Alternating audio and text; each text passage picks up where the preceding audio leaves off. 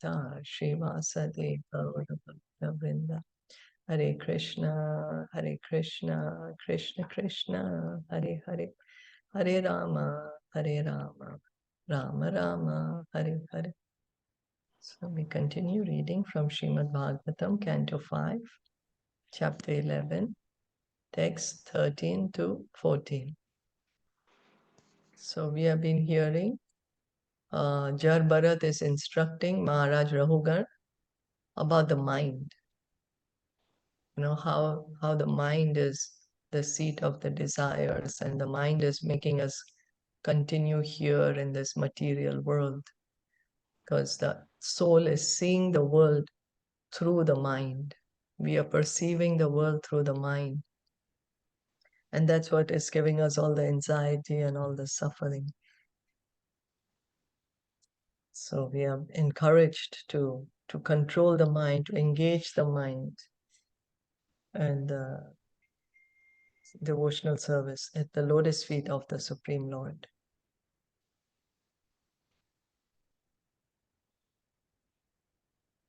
Kshetragya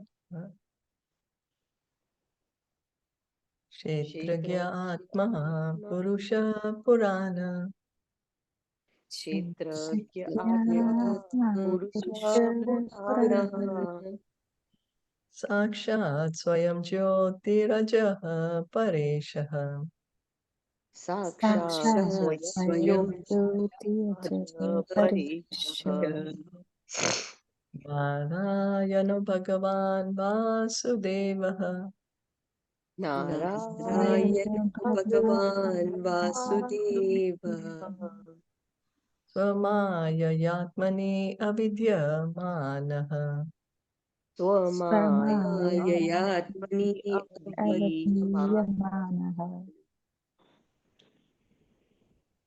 Yatha Nilasthavarajangamanam Yatha Nilastha-varajangamanam Atma Swarupena Niveshta Eshet Atma Swarupena Niveshte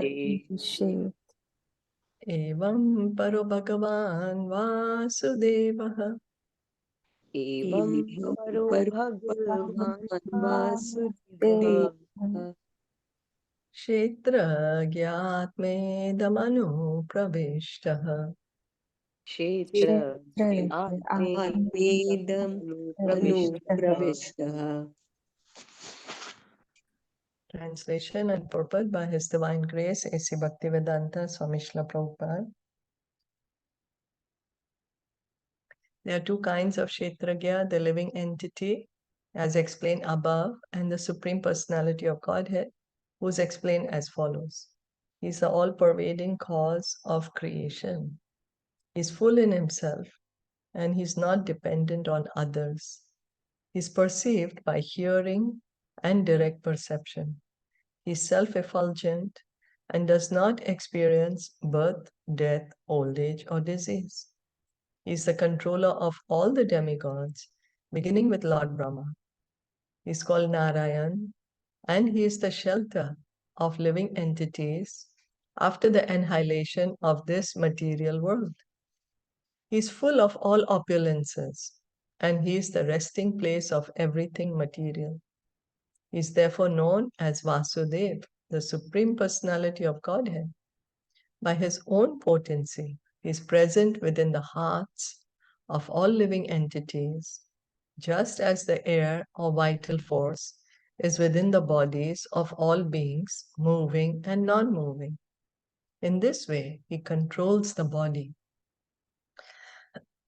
In his partial feature, the Supreme Personality of Godhead enters all bodies and controls them. This is confirmed in Bhagavad Gita 15.50. Sarvasya chaham hridhi sanivishto matasmritir jnanam apohanam cha. Every living being is controlled by the Supreme Living Being, Paramatma, who resides within everyone's heart. He is the Purusha avatar who creates this material world. So Krishna is saying in Bhagavad Gita, Sarvasya Chaham Hridhi Sanivishto Matasmrita Jnanam Apohanam Cha. Because Krishna is the Paramatma in our heart, and he is giving us remembrance, knowledge, and forgetfulness. So we are being controlled by the Paramatma. We are the individual soul, and Paramatma is sitting right next to us in our heart. He's the Purusha. He's creating the material world. We are not the Purush. We are not the creator of the material world. But God is the creator. The first Purusha avatar is Mahavishnu, and that Mahavishnu is the plenary portion of the Supreme Personality of Godhead, Krishna. Krishna's first expansion is Baladev, and his next expansions are Vasudev, Sankarshan, Anirudh, and Pradyumna. Vasudev is the original cause of the Brahmajyoti, and the Brahmajyoti is the expansion of the rays of the body of Vasudev. So Krishna, he's the original personality of Godhead. He's the original form of God. His very first expansion is Balaram.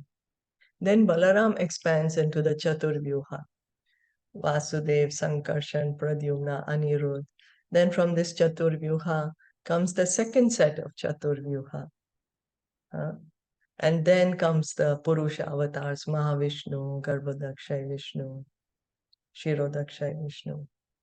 So the Brahmajyoti is coming from Vasudev, who is a plenary expansion of Krishna. So he's the expansion of the rays of the body of Vasudev. Yasya prabha prabhavato jagat andakoti kotishva ashesha vasudhadi vibhuti bhinnam tad brahma nishkalam anantam ashesha bhutam govindam adi purusham tam aham bhajami. I worship Govinda, the primeval Lord, who is endowed with great power. The glowing effulgence of his transcendental form is the impersonal Brahman, which is absolute, complete, and unlimited, and which displays the varieties of countless planets with their different opulences in millions and millions of universes. Brahma Samhita 5.40. So here, Lord Brahma, in his Brahma Samhita, is very clearly telling us where is the Brahman coming from. The Brahman is coming from the body of Krishna. He's saying it's the glowing effulgence of the transcendental form of Govinda, the primeval Lord. The Brahman is the spiritual sky, and there are many, many countless planets in the spiritual sky, full of opulences. There's variety in the spiritual world because the reality is in the spiritual world. So there's great variety there. The Supreme Personality of Godhead is thus described in Bhagavad Gita. Maya tatam idam sarvam jagat avyakta murtina matsthani sarva bhutani na chaham te shiv avasthitah. By me, in my unmanifested form, this entire universe is pervaded. All beings are me, but I am not in them. Bhagavad Gita 9.4. So, unmanifested form of Krishna, there's the Brahman, the Brahmajyoti. The Brahman is everywhere. This material world is also situated on the Brahman. So, everything is included in Krishna. There's nothing that is not included in Krishna. Everything, the hellish planets, heavenly planets, material world, spiritual world, all the living entities, all demigods, all the incarnations, everything is included in Krishna. But yet, Krishna he has his own form. He's saying, I am not in them. He has his own personal form, Sham Sundar Krishna. As we were reading today morning, it's not like a material object that you tear it and then the original object doesn't remain anymore. That there are only pieces there. No. Krishna is the Supreme Personality of Godhead. He expands, yet he remains as a person. This is the position of the plenary expansions of Krishna. as the all-pervading Vasudev, Sankarshan, Pradyumna, and Anirudh.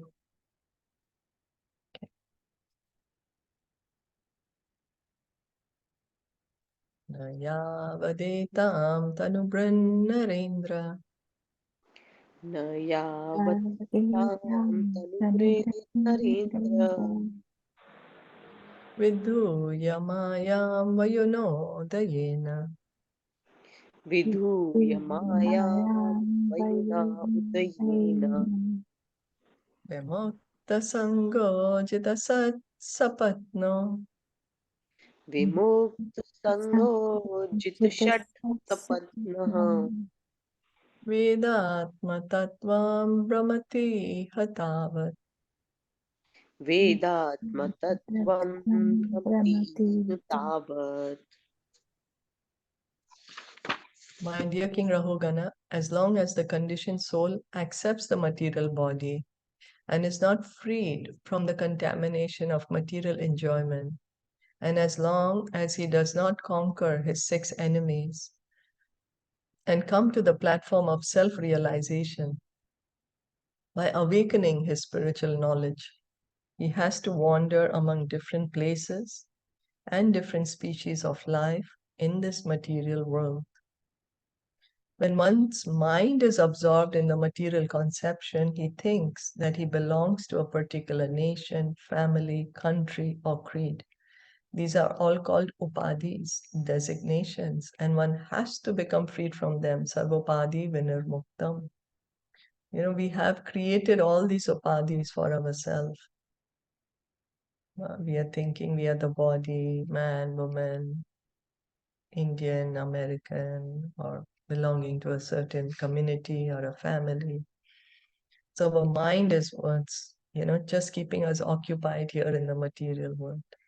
As long as one is not freed, he has to continue conditioned life in material existence. The human form of life is meant for cleansing away these misconceptions because we are after all spirit souls. We are not this body. We don't particularly belong to any community, caste, or nation, we don't. If this is not done, one has to repeat the cycle of birth and death and thus suffer all material conditions. So Bharat Maharaj, Jar Bharat is saying, come to the transcendental platform, rise above these bodily distinctions, come to the platform of the soul by awakening spiritual knowledge. So awakening spiritual knowledge means hearing and chanting. The more we hear, the more we chant, the more we will be able to understand, oh, I'm spirit soul. The more our consciousness will become clean, the mind will become clean. That we are separate from this material world. So, but our mind is so absorbed, if we analyze our thoughts, it's so absorbed in just matter. It's completely absorbed in matter. And King Maharaj, Jar Bharat is saying, rise above that. Give up this attachment to matter. Try to analyze that we are not the body, we are the soul. So make a conscious choice. That's what we are being told, to make a conscious choice that what thoughts are we thinking of.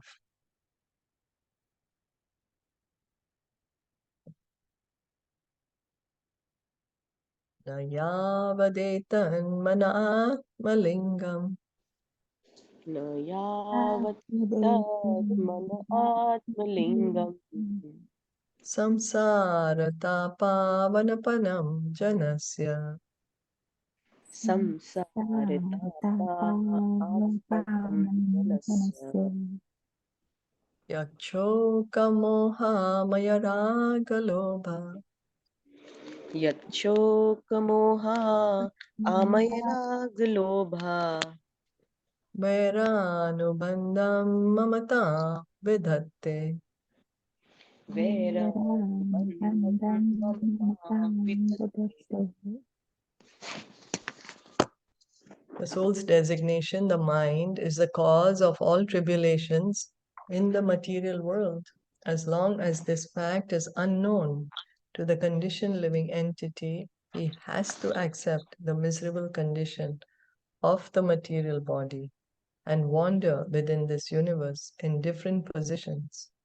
Because the mind is affected by disease, lamentation, illusion, attachment, greed, and enmity, it creates bondage and a false sense of intimacy within this material world.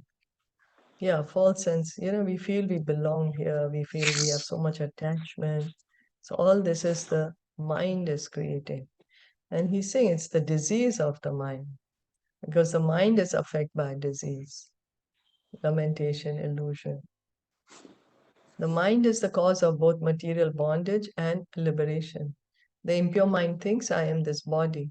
The pure mind knows that he is not the material body. Therefore, the mind is considered to be the root of all material designations. Until the living entity is aloof from the association and contaminations of this material world, the mind will be absorbed in such material things as birth, death, disease, illusion, attachment, greed, and enmity.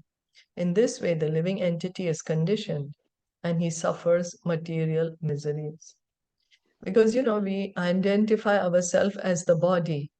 So, but then one may say, okay, I'm not identifying as the body, but we may identify ourselves with the mind, our thoughts. What are the thoughts about? Here we are knowing some of the thoughts are attachment, greed, enmity, birth, death, disease. We are absorbed, completely absorbed in these thoughts. And by this mind, we are thinking we are the body and we are continuing. We are creating more and more bodies for ourselves. But it's so difficult to give up this, this thought of the mind. We are so used to thinking in this way since time immemorial, you know. But we are told about this so that we can make a conscious choice. We begin somewhere at least.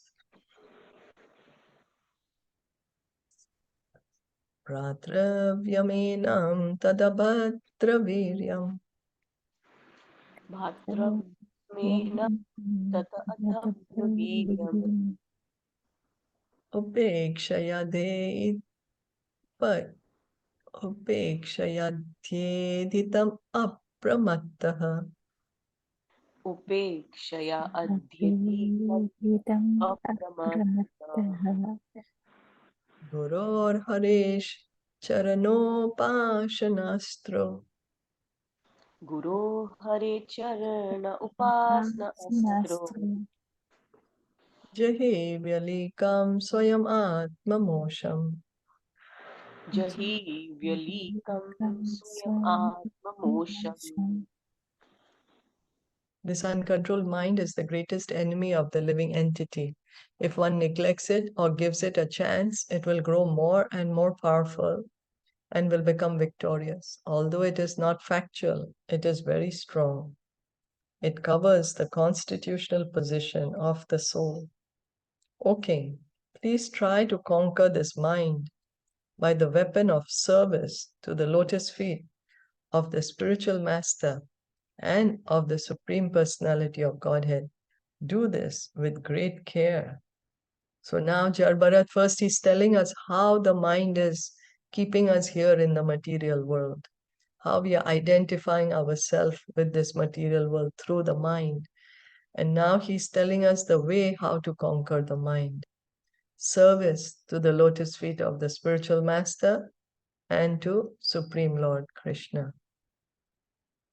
There is one easy weapon with which the mind can be conquered: neglect. The mind is always telling us to do this or that. Therefore, we should be very expert in disobeying the mind's orders. So Prabhupada is saying just ignore the mind. Saying neglect, it's telling us do this, do that, do this. It's always so much noise in the mind. So Prabhupada is saying be expert in disobeying the mind's orders.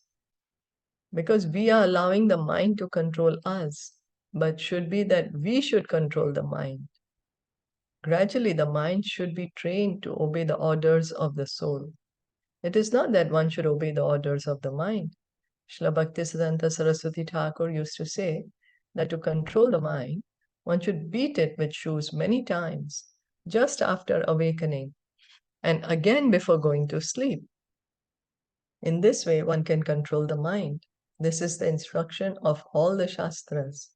If one does not do so, one is doomed to follow the dictations of the mind. Another bona fide process is to abide strictly by the orders of the spiritual master and engage in the Lord's service. So Guru Vashtakam we sing Yasya Prasadat Bhagavad Prasado Yasya Prasadat Nagati Kutopi. By pleasing the spiritual master, we please Krishna. By displeasing the spiritual master, we displease Krishna. So here Jaḍa is saying, serve the spiritual master. Follow his instructions. Service is Vapu and Vani. Vani is to serve the instructions. Vapu means to serve physically, the physical form of the spiritual master. So Vapu may sometimes be possible, sometimes not, but Vani can always be done, always can serve the spiritual master by following his instructions. Then the mind will be automatically controlled. Sri Chaitanya Mahaprabhu has instructed Srila Rupa Goswami. Brahmanda Brahmite Kona Bhagyavan Jiva Guru Krishna Prasade Paya Bhakti Lata Bija. When one receives the seed of devotional service, by the mercy of the Guru and Krishna, the Supreme Personality of Godhead, one's real life begins. If one abides by the orders of the spiritual master, by the grace of Krishna, he is freed from service to the mind. If one abides by the orders of the spiritual master, by the grace of Krishna, he is freed from service to the mind. Thus end the Bhaktivedanta purports of the 5th canto, 11th chapter of the Srimad Bhagavatam entitled Jaḍa instructs King Rahūgaṇa. So Jaḍa is saying, instead of serving our mind, because we are serving the mind, no? The mind is telling us, do this, don't do this, do like this. So Jaḍa is saying, don't serve the mind, serve the spiritual master. And in this way, you will attract the mercy of Krishna. And Krishna will be pleased. And Krishna will give us his grace. So I remember even his father, Jaḍa's father, Bharat Maharaj's father, Maharaj Rishabdev, he said, Mahat Seva Dwaram, Mahat Seva Dwaram Muhur Vimuktesh, that by serving the Mahatmas, the doors to liberation open. So here Jaḍa is saying the same thing, serving the pure devotee, serving the spiritual master, following the orders. This is how we can control the mind. Any questions, comments? Hare Krishna. Hare Krishna. Yeah. Even in the Bhagavad Gita, chapter 12, the Yoga of Devotion, in that too, Krishna instructs Arjuna to fix his mind. So Arjuna said, I can't fix my mind. It's very difficult. He said, fix your mind. Maya eva manat tatsva mai buddhim niveshaya. Nivashishyasi mayesva eta ata urdvam na samshaya. That fix your mind, let your intellect dwell in me. So still, Arjuna is finding it very difficult. He says, if you're unable to fix your mind steadily on me, then seek to attain me by the yoga of practice. Atachittam samadhum. So again, even in that, again, he instructs Arjuna and he says that if you're unable to perform the yoga practice, then your actions, perform your actions for my sake, which even you have said. It was mentioned here too, that your actions should be for my sake. And then you can attain action. Abhyasepya samartosi mat karma paramo bhava. Madartamapi mani kurvan siddhi vyapsasi. Jai. Thank you. Yeah, we can see how kind Krishna is, no? He sets the bar. Always think of me. Become Krishna conscious. If you can't do that, follow the rules of Bhakti Yoga. You can't do that. Work for me. Yeah. He's so kind. Yeah. So that whole chapter, 12th chapter is on devotion. How do you do? How do you perform? Yeah. Thank you. Thank you so much. Now we come to chapter 12. Okay, but this is, of course, Canto 5. Conversation between Maharaj. I'm sorry. This is Bhagavatam. That was Bhagavad Gita. Yeah. Yeah. I'm just making, Yeah. going around. How that Conversation. coincidence. Yes. Thank you for that, Thank you for that. So, conversation between Maharaj Rahūgaṇa and Jaḍa. Because Maharaj Rahūgaṇa was still doubtful about his enlightenment, he asked the Brahman, Jaḍa, to repeat his instructions and clarify ideas he could not understand. In this chapter, Maharaj Rahūgaṇa offers his respectful obeisances to Jaḍa, who was concealing his real position. The king could understand by his speech how exalted and advanced he was in spiritual knowledge. He very much regretted his offense against him. Maharaj Rahūgaṇa was bitten by the serpent of ignorance, but was cured by the nectarian words of Jaḍa. Later, because he was doubtful about the subjects discussed, he made further inquiries, one question after another. First, he wanted to be released from the offense he had committed at the lotus feet of Jaḍa. Maharaj Rahūgaṇa was somewhat unhappy at not being able to grasp Jaḍa's instructions, which were full of meaning that could not be understood by a materialistic person. Therefore, Jaḍa repeated his instructions more clearly. He said that on the surface of the globe, all living entities, moving and unmoving, were but transformations of the earth in different ways. The king was very proud of his king's body, but that body was simply another transformation of the earth. Out of his false prestige, the king was misbehaving toward the palanquin carrier as a master toward a servant, and he was actually very unkind to other living entities. Consequently, King Rahūgaṇa was unfit to give protection to the citizens, and because he was ignorant, he was unfit to be counted among advanced philosophers. Everything in the material world is but a transformation of the earth, although things have different names according to their transformations. Actually, the varieties are one and the same, and ultimately, all these varieties are vanquished into atoms. So, like how from flour and water, we can make so many different things. Bake a cake, make roti, make puri, make chapati, so many, I don't know, you could think, make dumplings, I don't know, so many things you could think of. So, Jaḍa is telling to Rahūgaṇa that all the bodies that we are seeing, they're all made from earth, only different combinations of the earth, but it's earth. Nothing is permanent in this material world. The variety of things and their distinctions are simply mental concoctions. So we are thinking it's different, variety, but that is our mental concoction. The absolute truth is beyond illusion and is manifest in three features: impersonal Brahman, localized Paramatma, and the Supreme Personality of Godhead. Ultimate realization of the absolute truth is the Supreme Personality of Godhead called Vasudev by his devotees. Unless one is blessed with the dust from the feet of a pure devotee on his head, one cannot possibly become a devotee of the Supreme Personality of Godhead. So, dust of the lotus feet.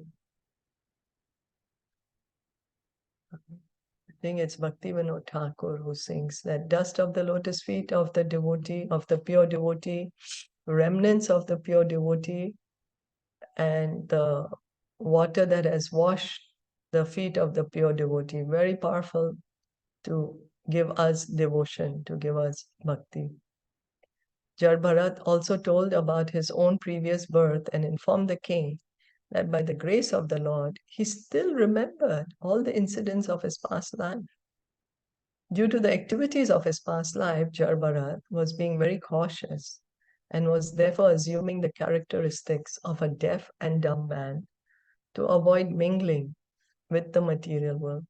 Association with the material modes of nature is very powerful. The bad association of materialistic men can be avoided only in the association of devotees.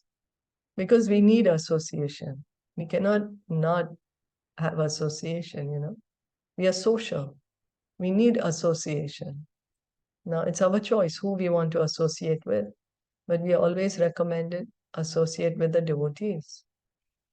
In the association of devotees, one is given an opportunity to render devotional service in 9 different ways. Because when we associate with devotees, what do? They engage us in devotional service. Shravanam, Kirtanam, Vishnu Smaranam, Pada Sevanam, Archanam, Vandanam, Dasyam, Sakyam, Atma Nivedanam.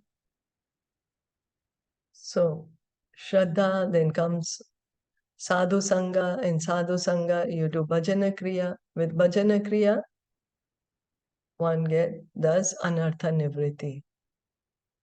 And then one comes to Nishtha. In this way, in the association of devotees, one can pass over material association, cross over the ocean of nations, and return home back to Godhead. Because Nishtha, that is the stage of liberation, where the miseries of the world don't affect one.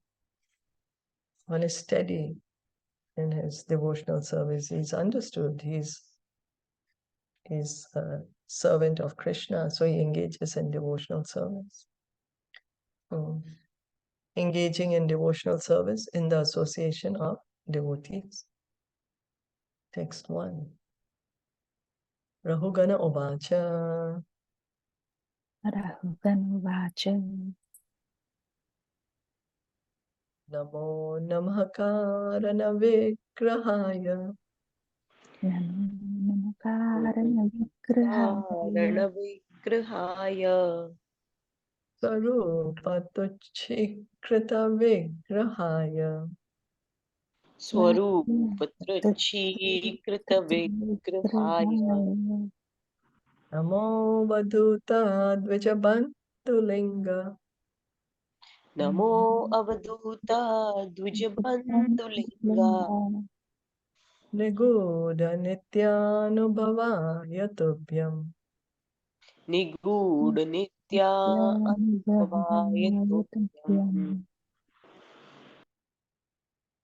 King Rahūgaṇa said, O most exalted personality, you are not different from the Supreme Personality of Godhead.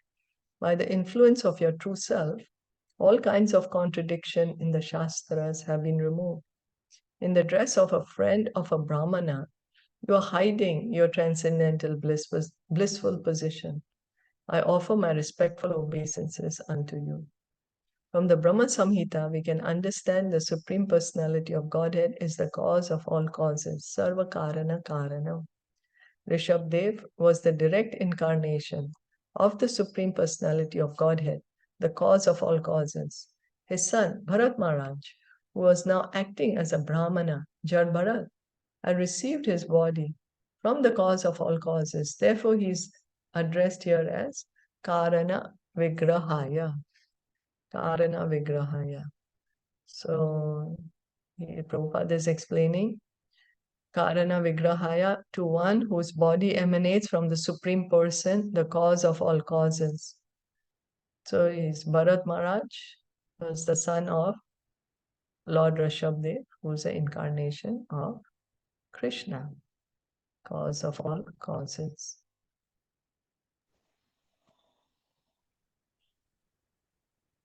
Jvaramayartasya yatha gadam sat Jaramayartasya yatha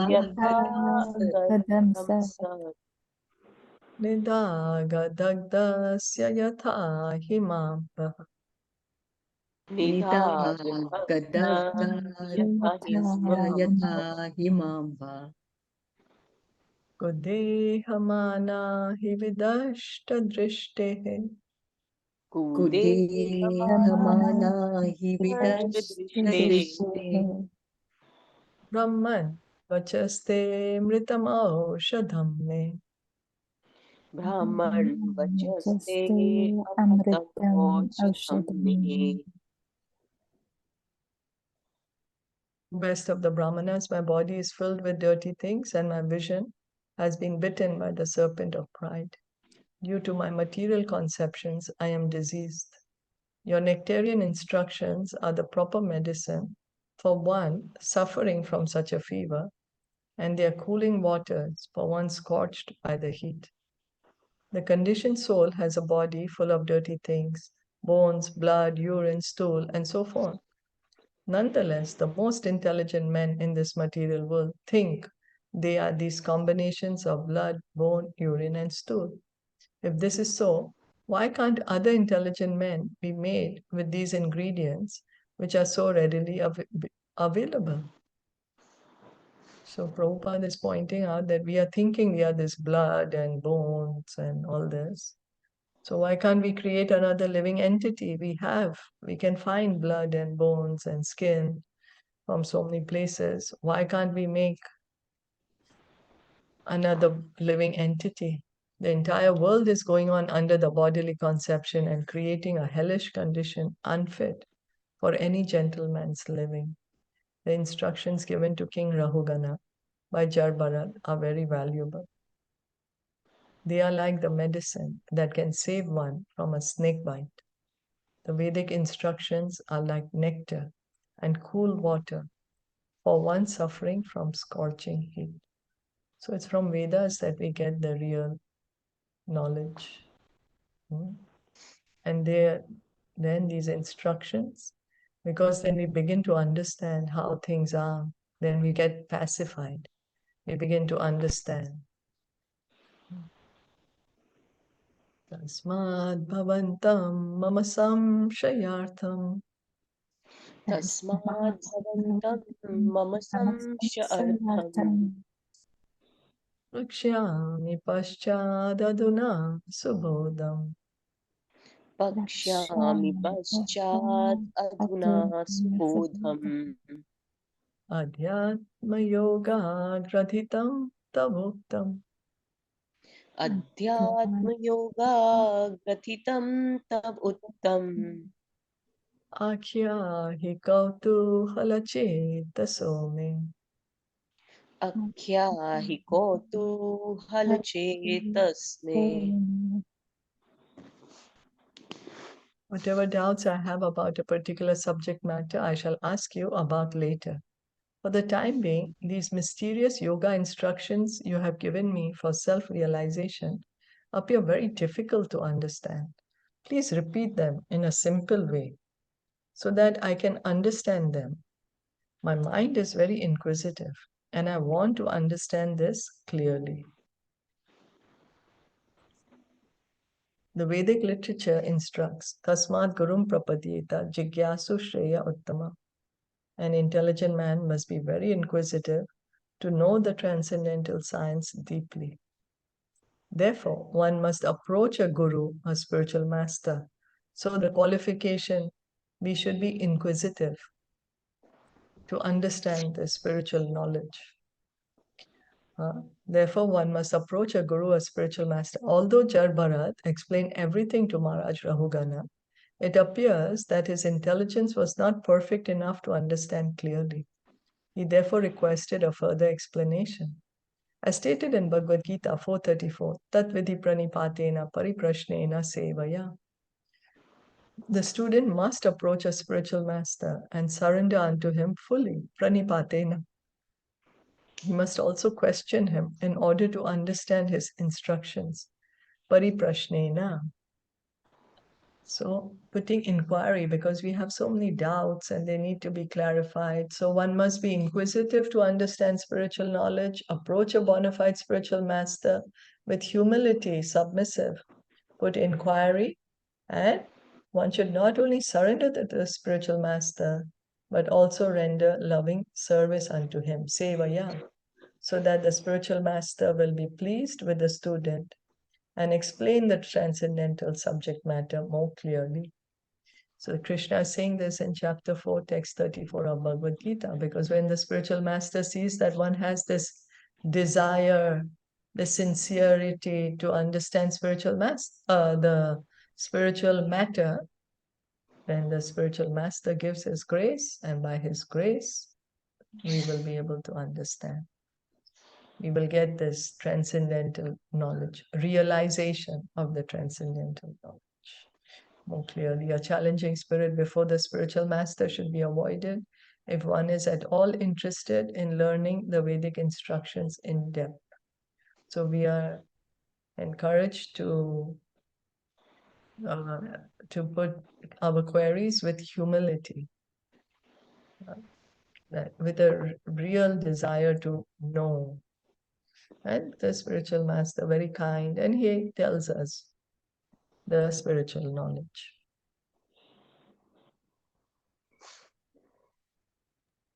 Yadāha yogeshvara drishyamanam Yat Yogeshwara Yogeshwaradrishyamanam kriya phalam sadvyavaharamulam. Kriya Phalam Satyavaharamulam Nahi anjasa tattva vimarshanaya Nahi Anjasa Anjasa Tattvam Tattvavimarshanaya bhavan amushmin brahmate manome. Bhavan Mushmin Brahmato Manome.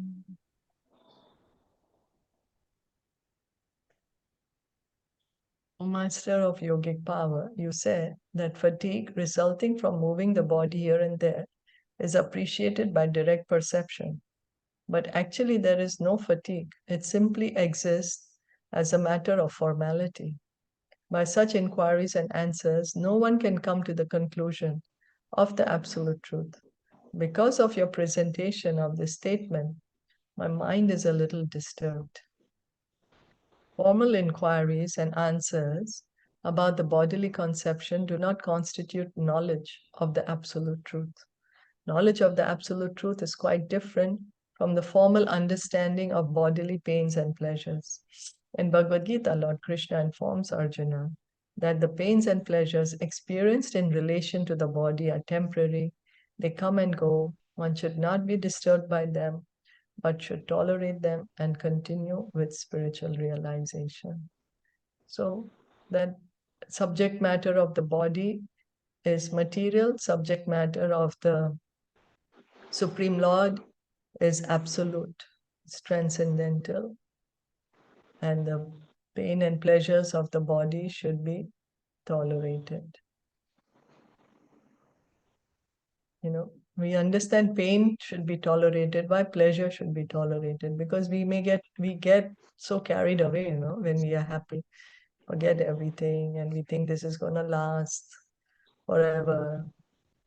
We just tolerate it so that we understand this will also have an end.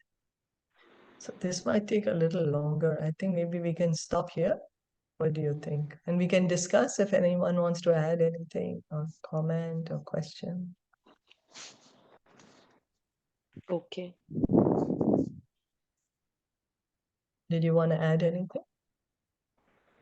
Not add, but I just wanted to ask that he's explaining again in more detail because King Rahūgaṇa requested that I'm not able to understand. Please elaborate more, right? Right?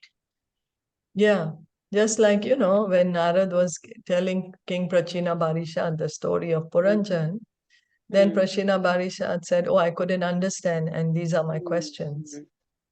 So then, because, at first we are not able to understand, we may need Yes. more clarification. So even when we have doubts, we should also ask the doubts. Like Arjuna kept asking so many questions in Bhagavad Gita also. So that's So why this is now about the Rahūgaṇa same has one. come.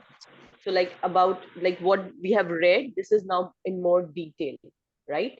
About That's the right. man, that how the mind is causing all the trouble in this material world. It is the cause of Yeah, all the trouble. that was the last instruction of Jaḍa. So he said service to the Supreme Lord, service to the pure devotee. But he had begun with pleasure and pain of the body. So Rahūgaṇa is also going in that order, and he's speaking about the pleasure and pain of the body now. Okay. Okay. Because that's how the conversation had started. That Bharat was telling him, oh, you're saying I'm skinny, that actually there's no skinniness or fatness, Yeah. On the bodily platform, the topic body. started. Yeah. So here he's saying fatigue. Actually, there's no fatigue. It exists simply as a matter of formality.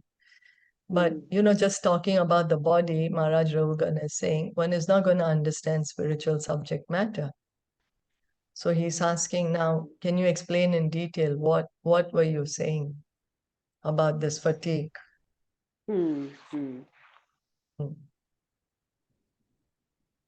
Okay. And how is it related to transcendental knowledge? So we'll hear tomorrow what Jaḍa says about this. Hare Krishna. Hare Krishna. So he's now still going to repeat, but I had a doubt when you said earlier about Vani and Vapu. So you meant Vani is eternal and Vapu is temporary. Yes, of course. But how is Vani eternal? I'm just wondering. Vani, because the spiritual master is repeating the instructions, the spiritual instructions. Spiritual knowledge is eternal. He's speaking from Bhagavatam, Bhagavad Gita. This is spiritual knowledge. So when we are chanting and our devotional service by chanting, this is eternal, but Yes. it is eternal. Okay.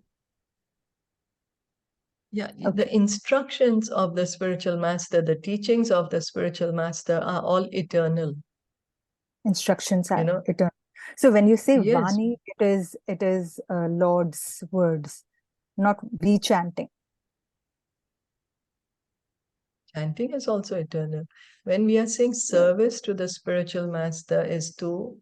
One is Vapu, one is Vani, means one is serving his physical body, maybe doing things for him, cooking or, whatever. That results are also eternal because it's spiritual. And the other is serving his instructions, following his instructions. What are his instructions? Whatever they may be, hearing, chanting, and if he's given any specific instruction. So those are eternal because that's the activity of the soul. Devotional service is the activity of the soul.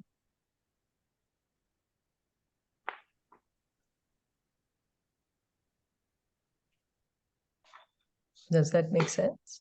Yes. Thank you. Hare Krishna. Hare Krishna. So Vaishnava, like Bhaktivinoda Thakur says, those they reason ill who says Vaishnav die because a Vaishnav is always living by his instructions, what he leaves behind. He's leaving behind the instructions of spiritual knowledge of Bhagavad Gita, Bhagavatam, which is eternal.